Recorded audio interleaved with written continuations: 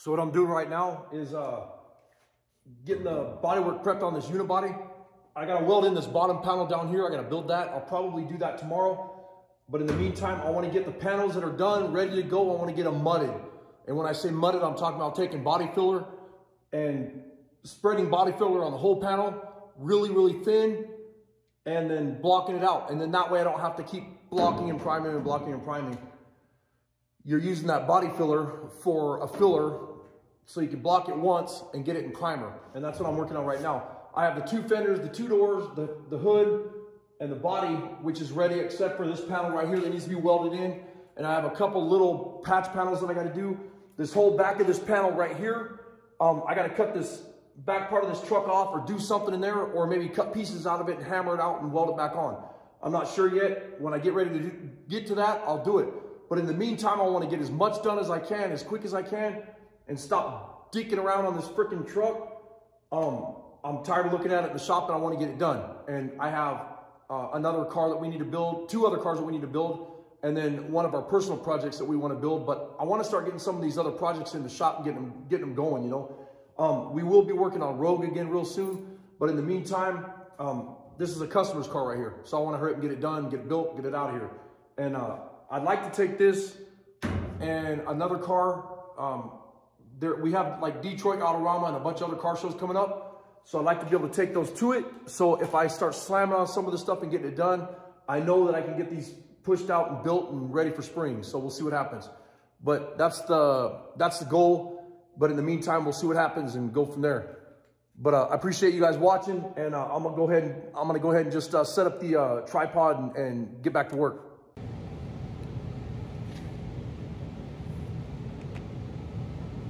So I've had people in the past, and then recently also, they've asked me, why do you take the die grinder and do like swirly marks and whatever in the metal? And what that does is any of your welding cherries that stick to the metal, that knocks them off. And then also, it gives you a spot for the body filler and the primer to adhere to. And it makes it lock into the metal. So the next step after I do that, you can see right here, that I have this whole panel. I put yellow tape right here so it doesn't drop down below that. But that way I can get this in primer, I can get this in body filler, whatever I want to do. The gas door used to be right here. You can see where I got rid of this. The top of the bed rail posts, those are taken out, and all this is smooth. You know, I ran my hand over, there's no cherries, everything feels good. The next step I do is I take Prep All wax and grease remover. Pour it on a rag.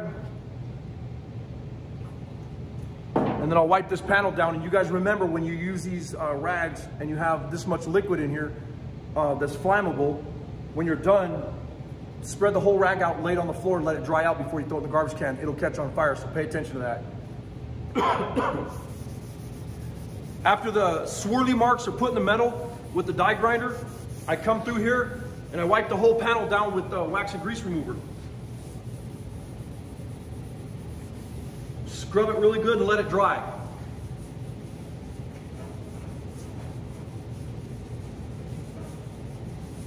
It's already been done. I already did it once, but I'm doing it again just because that right there. I already did it once and you can see it's just filthy. And then the next step, like I said, I'll take this. And that's why in the videos, a lot of times you'll see rags laying on the floor or somewhere on panels. And I lay them like that on the floor. Let them dry out. And then the next step is I can go ahead, after this is dry, it's just gonna air dry it in 10 minutes. It'll be ready to, to take primer, body filler, whatever. So the next step right now is I'm getting ready to mix some body filler. I'm gonna hit the left side of the firewall, and then I'm gonna hit this panel right here, and I'll body fill the whole panel with just a really, really thin skim of body filler. And all that does is that takes care of all those little imperfections in the metal where I did welding or fabrication or anything like that. And it's not that you're trying to hide stuff, it's all you're doing is, because it's the same thing as like when you take primer and you start priming a panel, well, you're gonna block it out. All those little imperfections are gonna pop up because they're low spots. If they're high spots, you knock them down. If they're low spots, they're gonna get filled with primer. Well, it's the same thing as putting 3 coats of primer on here. By putting a really thin layer of body filler on here, I'm just hiding those low spots, and then I can do the body work faster on the truck and go into block sanding. And it just takes, you know, it takes hours and hours and hours out of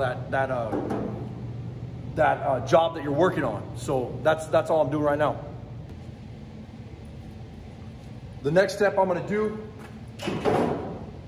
is I'm gonna take this Bondo hog, that's what this is called. It's just a giant DA with a 7 or 8 inch disc on it. And this is 40 grit. You can use 36 or 40 to knock that body filler down. And all that does is that takes that glaze off the front of the panel so you can get it all block sanded. And I'll go through here and hit this side and then mud the other side, hit it, and then I'm ready to start getting ready, you know, stuff after I do the finessing with the hand sanding, I can get everything ready for primer. And make sure you wear a damn mask. Don't be a dumbass.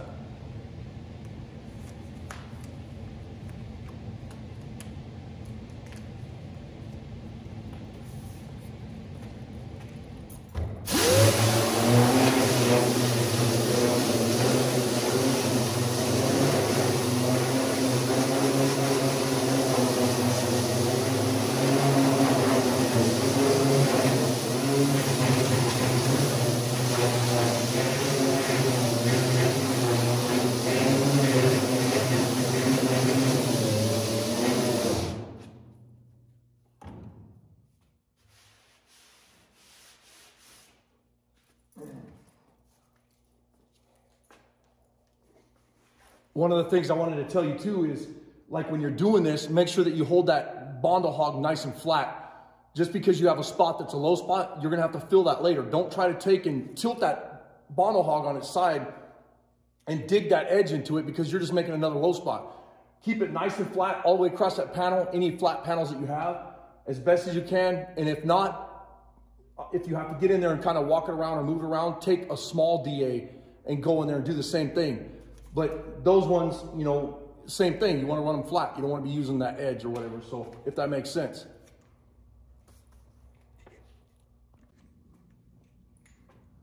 If you guys like what I'm doing on this video, any comments that you have, leave them down below. Please subscribe to my channel. I appreciate all the support. And do me a favor and go over and check out our other channel.